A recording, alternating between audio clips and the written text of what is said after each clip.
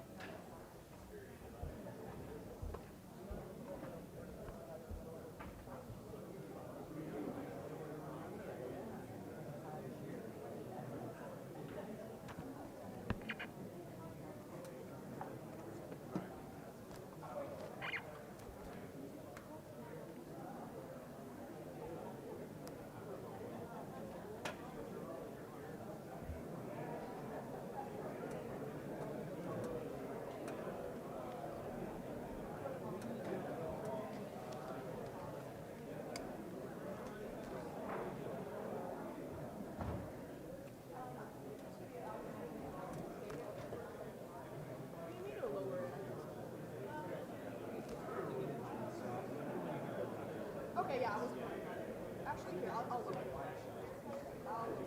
don't really want Yeah, so I can see it. Is that better?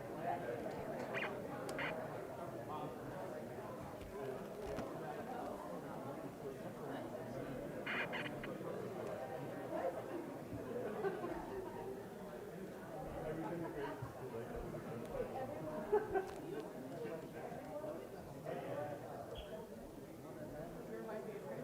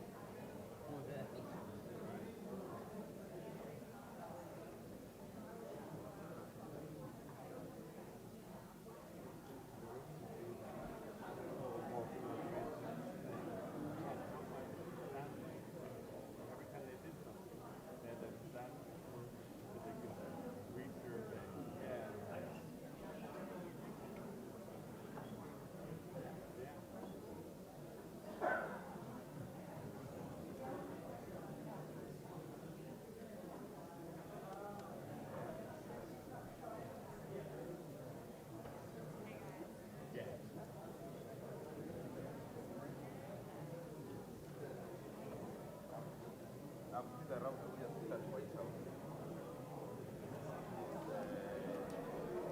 You go to the office, you know the inside, and I know how it is.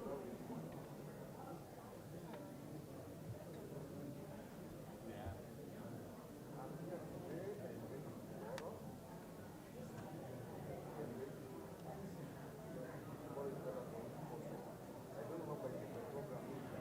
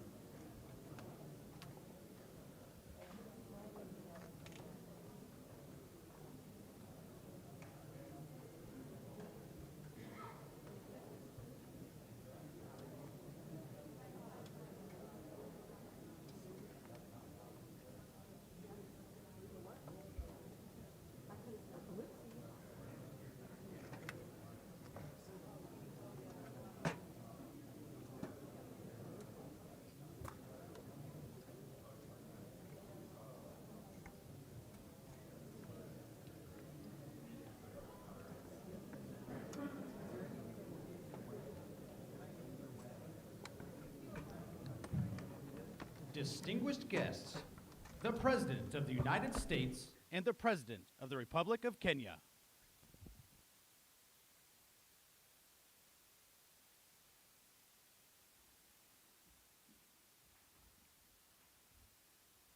Good afternoon, everyone. Please have a seat. Mr. President, 6 decades ago, when Kenya declared its independence, President Lyndon Baines Johnson wrote a letter from our nation to yours, and he said, "May the responsibilities of freedom wake the best that is in you." Today, we've marked 60 years of partnership between our democracies, and we're fulfilling that wish together, and we're continuing. I truly believe it has brought out the best in both of us, not only in Kenya and America, but around the world. It's had a positive impact. But through our partnership, we're continuing to meet our responsibilities in 4 key areas. First, I'm proud to announce we're working with Congress to designate Kenya a major non-NATO ally. That's a fulfillment of years of collaboration. Our joint counterterrorism operations have degraded ISIS and al-Shabaab across East Africa.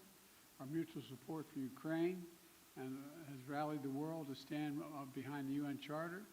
And our work together on Haiti is helping pave the way to reduce instability and insecurity. And I want to thank you, Mr. President, and Kenya's leadership for multinational security support mission in Haiti. Our new global partnership is going to build on all this progress. We're going to meet new challenges with more resources. And it's going to strengthen the security of our countries and our countries around the world. Second, we're deepening our economic cooperation. Both President Ruto and I have focused on growing economies, and growing them from the bottom up, the middle out, the bottom up, and when that happens, everybody does well, not the top down. Because when the middle class does well, the poor have a ladder up, and the wealthy still do very well. That's true in Kenya, that's true in America, and that's true around the world. Right now, many countries, debt stands in the way of growth. Too many nations are forced to make a choice between development and debt, between investing in their people and paying back their creditors. So today we're launching what we're calling the Nairobi, Washington Vision. This initiative is going to bring together international financial institutions and nations from all around the world to mobilize more resources for countries saddled with debt, to open more opportunities to the private sector financing, and to promote transparent, sustainable, and affordable lending practices. These are big goals. It's going to take time to see lasting progress, but we're providing $250 million, the United States is, to the World Bank in a crisis response window. In the coming weeks, the United States is going to make an additional $21 billion available to the International Monetary Fund. And today, I'm proud to announce there'll be $250 billion in new lending capacity for multilateral development banks like the World Bank to help low-income nations invest in their development and tackle growing challenges. This is supported by the United States and many other countries as well. Next, we're launching a new era of technological cooperation between the United States and Kenya. That means new partnerships with industry, artificial intelligence, semiconductors, and cybersecurity companies. New initiatives to expand affordable internet all across East Africa. New education programs are going to bring Kenyan students to the United States to study in the STEM fields.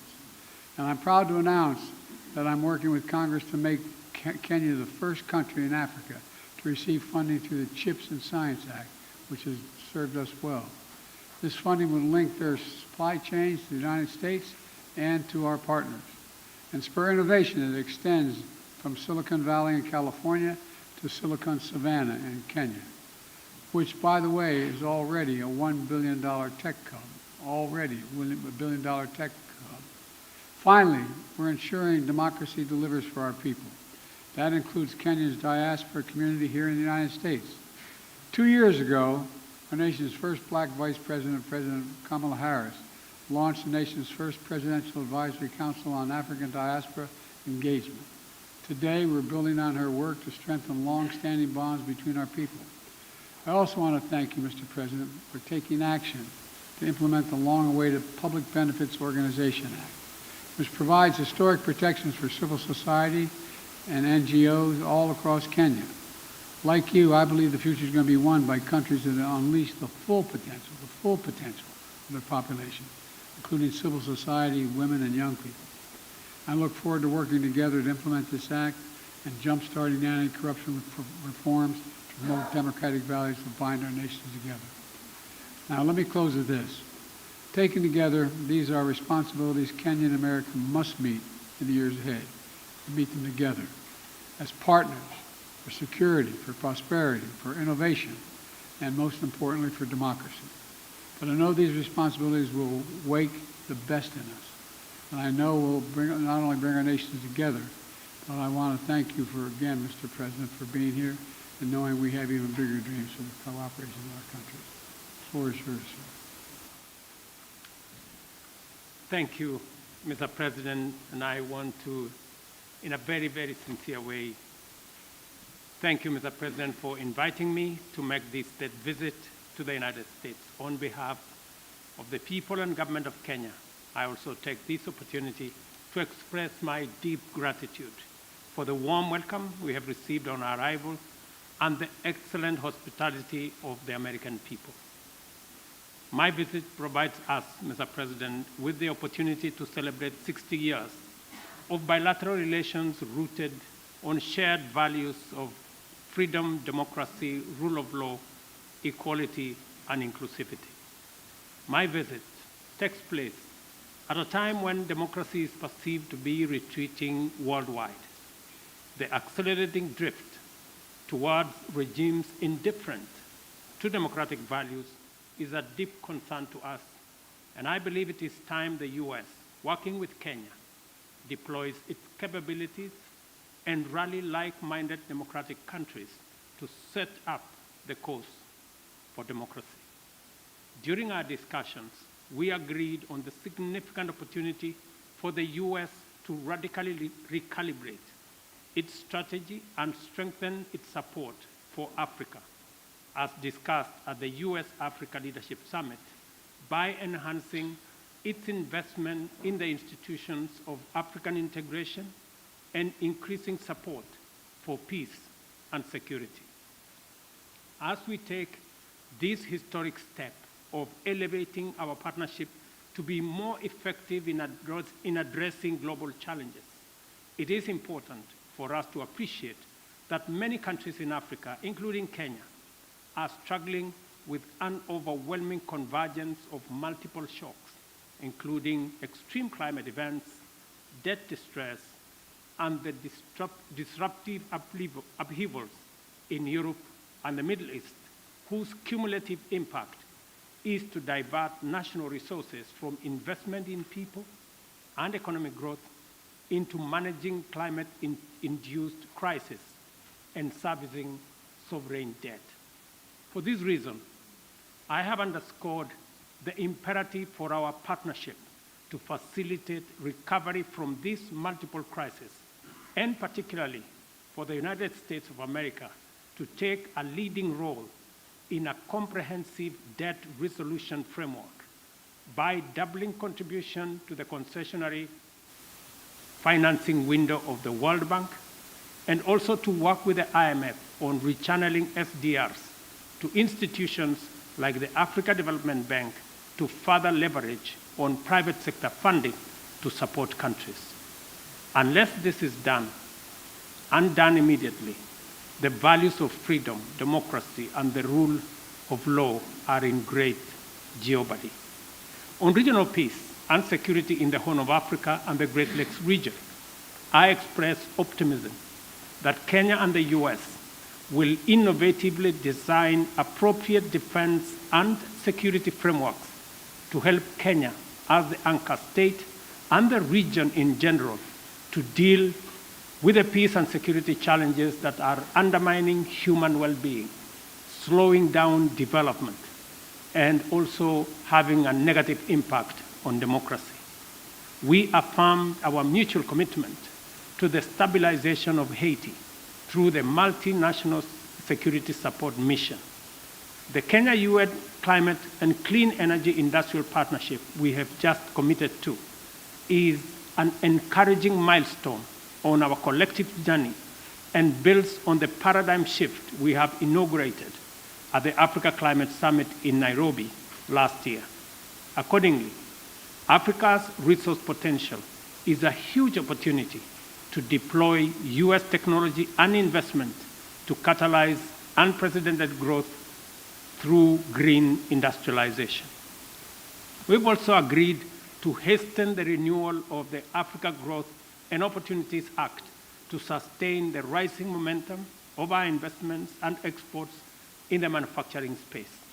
Similarly, we agreed to undertake sustainable green growth by facilitating conclusion of our strategic trade and investment partnership alongside the renewal of AGOA.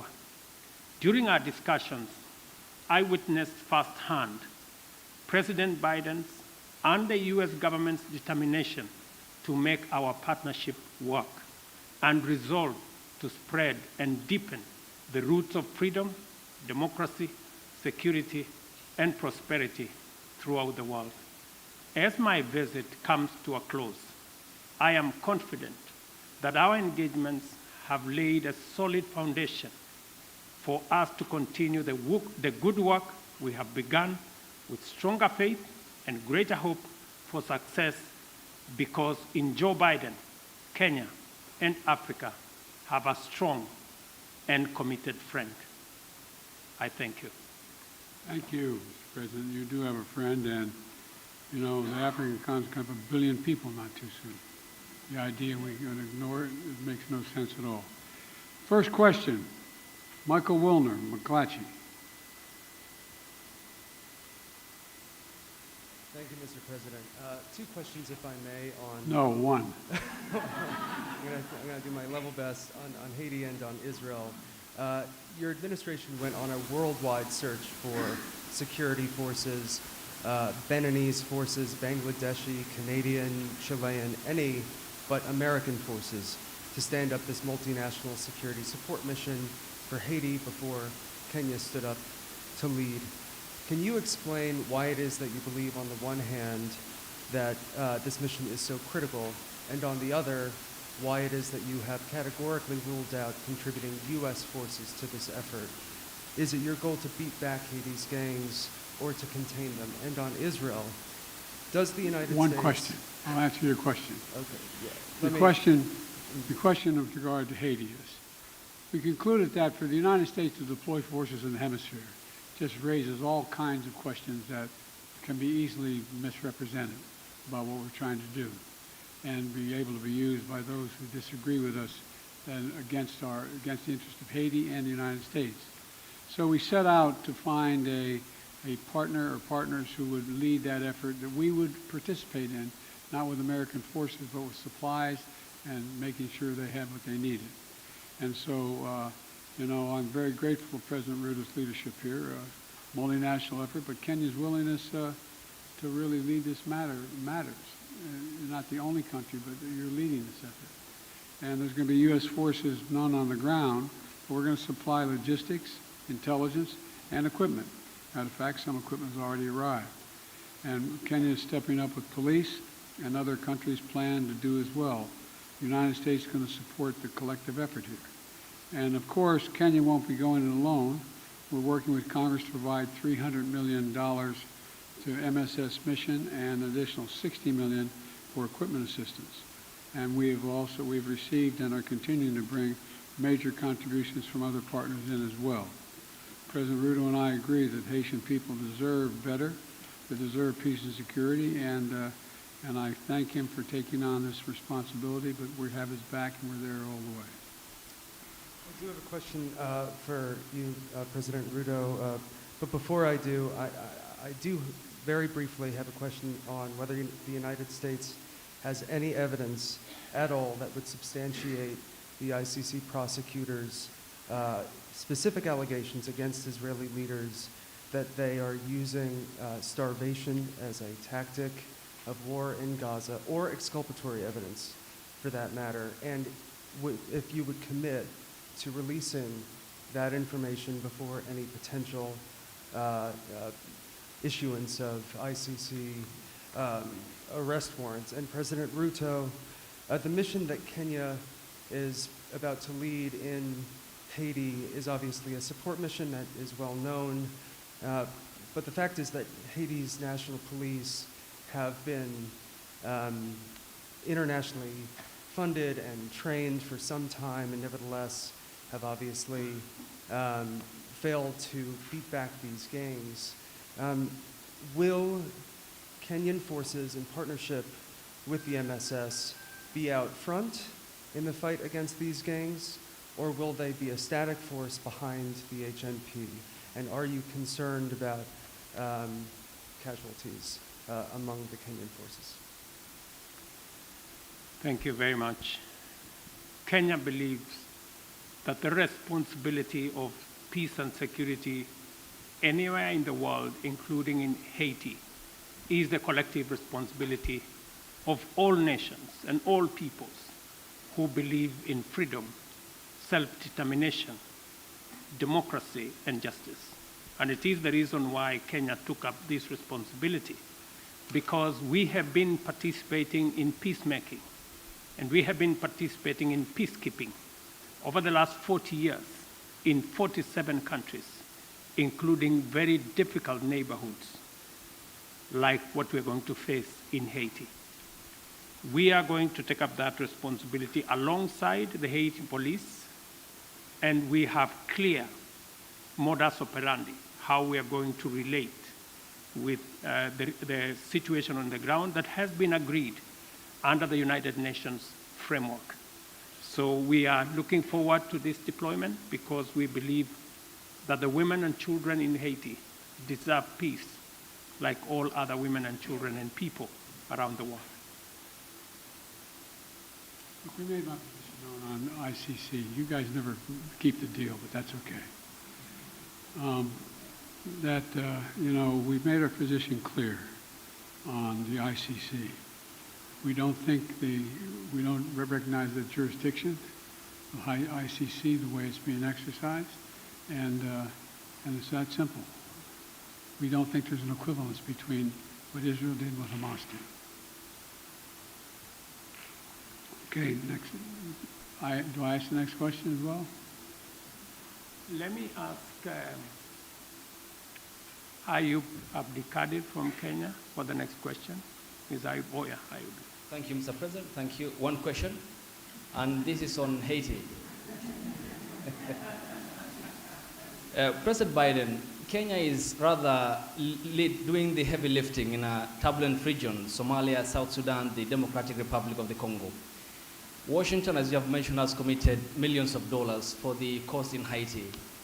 Isn't it ironic that while America is ending its forever wars in Afghanistan, the latest in 2021, under your leadership, when you withdrew troops from Kabul, and that you're committing Kenya to another foreign wars 12,000 kilometers away from Nairobi? I mean, why the discrepancy? Why the dichotomy? While you're ending your forever wars, overseas wars, yet you're committing Kenya to Haiti.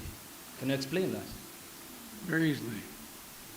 There's a reason why Afghanistan has been known as the graveyard of empires. The likelihood of anybody uniting Afghanistan is highly, highly, highly unlikely, number one. Number two, there are ways to control ISIS other than occupying Afghanistan. It was an unnecessary need. Now, with regard to Haiti, Haiti is in an area of the Caribbean that is very volatile. There's a lot going on in this hemisphere, and we're in a situation where we want to do all we can without us looking like America once again is stepping over and deciding this is what must be done. Haitians are looking for help, as well as the folks in the Caribbean are looking for help. And so we checked out with a number of other countries. The one who stepped up was Haiti. We committed to provide the wherewithal, the intelligence and equipment and the like to Haiti. And so it's a logical thing. And you have a first-rate capability, and you keep your word. That's an important dynamic. I agree with President Biden that Kenya's participation in Haiti is not so much about what happened in the past. It's about what we believe in, the peace and security of humanity. And we don't find that the U.S. is committing Kenya, because the US cannot commit Kenya.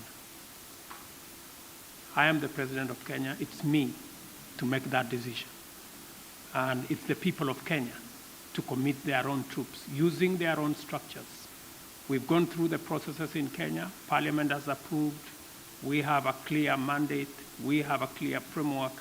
And it is us, the people of Kenya, who made this decision in the interest of serving peace and stability as a responsible global citizen, and understanding that insecurity, instability anywhere is insecurity and instability everywhere. And by the way, you asked about, you implied that we weren't doing anything anywhere else. Well, we're kind of occupied around the world, but we're also engaged in Congo, in the neighborhood. And, you know, we're going to continue to help alleviate human suffering there. The United States is the largest humanitarian donor, providing $375 million in humanitarian funding just this year, including support for more than 6 million displaced people from the DRC. So we are engaged in more than one place. Follow up to my president, Dr. Ruto. You said that Kenya is committed, and in your Carter speech in Atlanta, you said it's based on humanitarianism, helping Haiti out. But can you explain the geopolitical goal, 12,000 kilometers away from Nairobi, when schools in the counties of Baringo, West Pokot, and Turkana have not yet opened because of the banditry problem, yet you are committing our national police force to Haiti, and where is the priority? This being one of your major manifesto pillars, talking about security, and to the extent that even the Defense Cabinet Secretary talked about the deployment of, if need be, the Kenyan military or the special personnel to make sure that schools are reopened, children go to school in areas that are bandit-prone in Kenya. Why are you committing to Haiti when we have a problem back home? Is it an irony that you are putting the fire in the faraway neighbor's home when on our own home is on fire? Thank you very much. I made a commitment to the people of Kenya to sort out insecurity in the North Rift. I have followed that with action. As we talk, there are 3,000 military officers in the North Rift, 2,000 police officers in the North Rift. We have renovated the first 15 schools and completed. We have reopened 20 schools already that were closed in the North Rift. And that exercise is ongoing. We have made tremendous progress in making sure that we create security at home, but that does not take away our responsibility. Even as we were deploying troops and policemen in our own country, in North Rift, to sort out the banditry problem, we still deployed 1,000 troops to DRC Congo, because that is our neighborhood. We have 5,000 troops in Somalia, because equally that is our responsibility. And Haiti should not be an exception.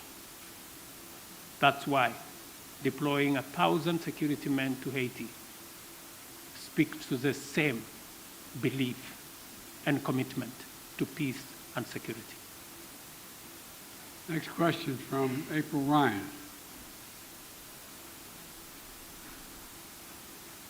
Mr. President, President Biden, President Ruto, thank you. First of all, when you talk about Haiti, President Ruto, you said Haiti is a collective responsibility for all nations. And for you, Mr. President, President Biden, President Ruto, do you believe that these nations can break the back of this militia that has gripped the nation there? And also, when it comes to Congo, thank you, Mr. President, for bringing up what the United States is doing for the Congo, especially as that flag was behind you at Morehouse. Mr. President, could you tell me what the African Union is doing, as well as Kenya is doing, when it comes to the humanitarian crisis in the Congo? Thank you. What was my question? Sir, your question was Haiti. Can the United Yes. States and Kenya, or the nations collectively, break the backs of this coordinated militia that has the grips of the nation, that nation? Thank you. Yes.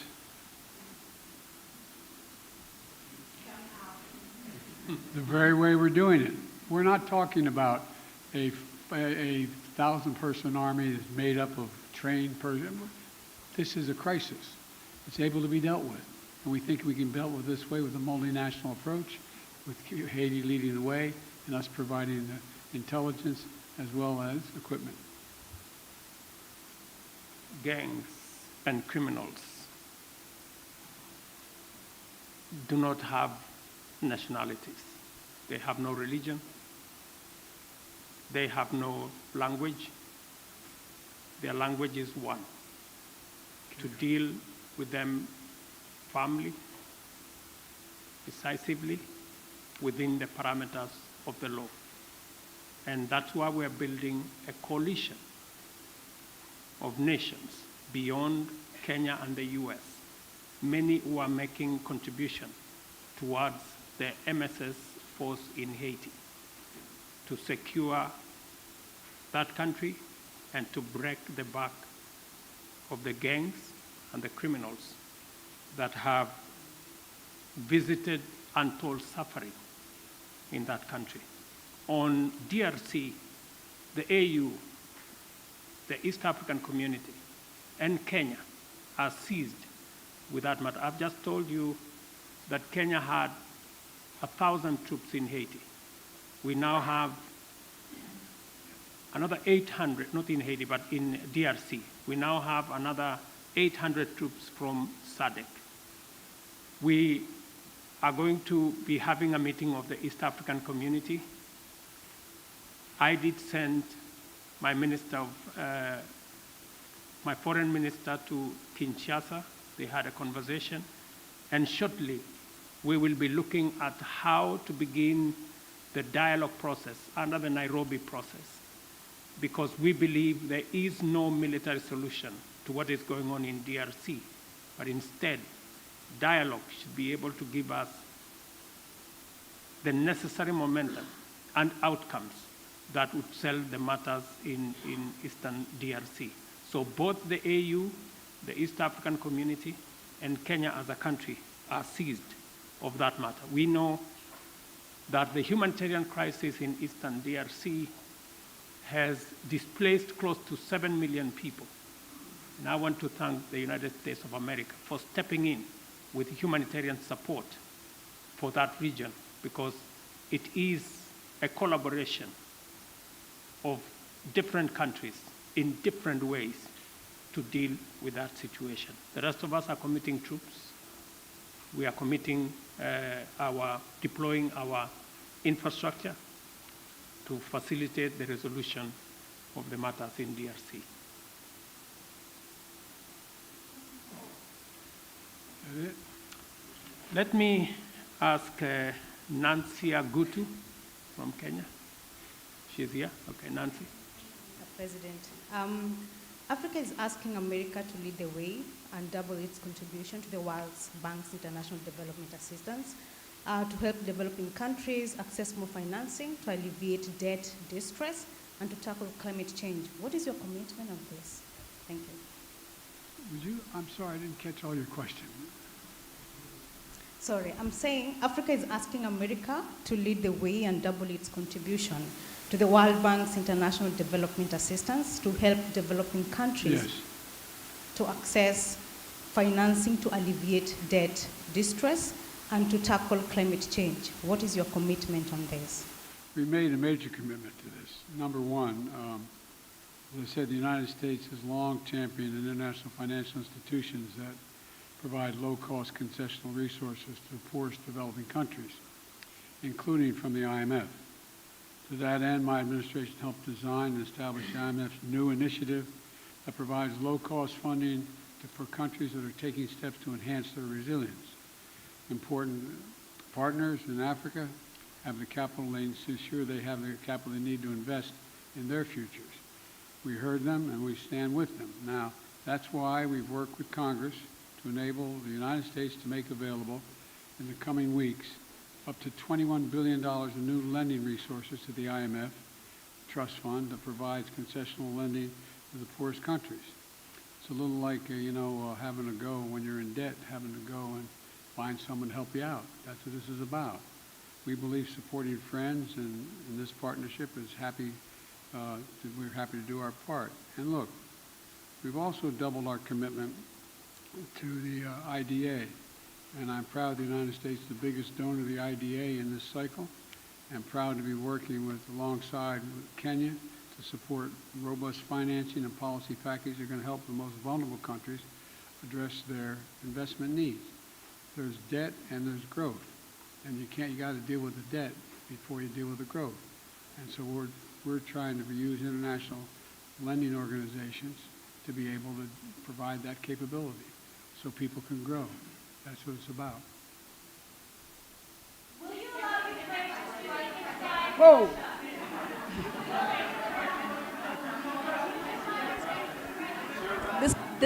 This concludes the press conference. Thanks, everybody.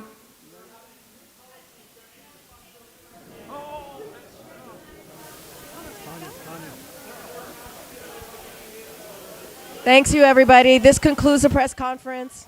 Thank you. Thanks, everybody.